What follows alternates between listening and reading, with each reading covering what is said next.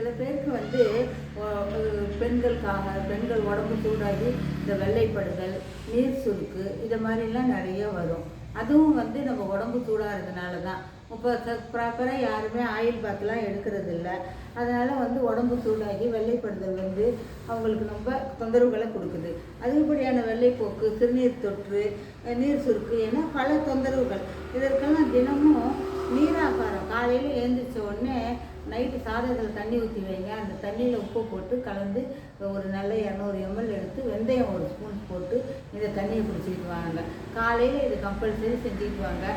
கொஞ்சம் கொஞ்சமாக உடல் சூட்டை குறைக்கும். அதுக்கப்புறம் இந்த வெள்ளைப்படுதலுக்கு வந்துங்க கடையில் சிலாச்சத்து பஸ்பன்னு விற்கும்.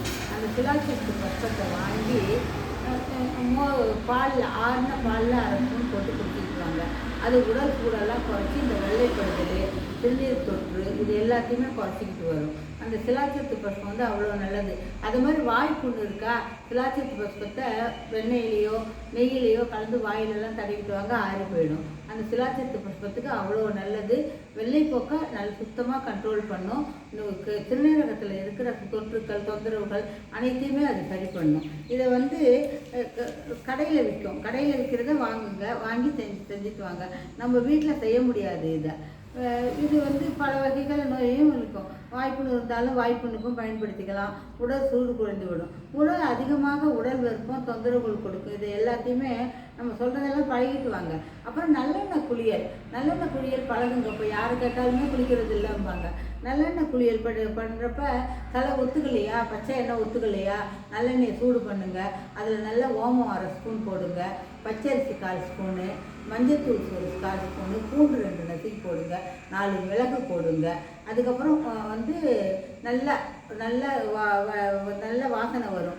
வாசனை வர்ற வரைக்கும் நல்லா இது பண்ணி எடுத்து ஆற வச்சுக்கோங்க. இதை வந்து எண்ணெய் தேய்ச்சி குளிக்கலாம். இதையே நம்ம வந்து பெருவிரலுக்கு கொஞ்சம் வைக்கலாம்.